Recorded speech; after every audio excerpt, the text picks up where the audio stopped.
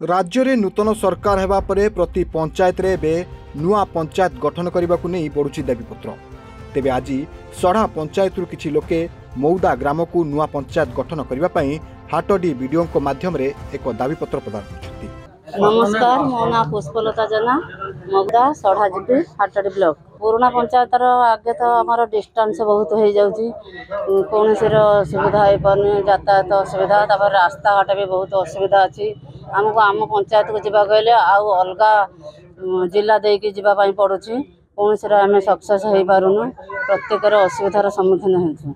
मो नाटा सुबोध कुमार साहू निहाती आज्ञा सुफल हम मुझी ह्यूमान राइट्स आम हाटडी ब्लॉक प्रेसिडेंट घरटा मौदा आमर सढ़ा ग्राम पंचायत मध्य आम दीर्घ वर्ष धरी रही आसलु।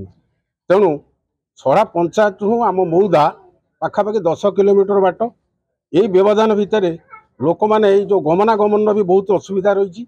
लोक मैंने आसी एठारे पहुँची पारना, वृद्ध वृद्धा माने भत्ता टिके आने से बहुत कष्ट, मोटरसाइकेल साइकेल लोक मैंने आनिक भत्ता नवा आने कर।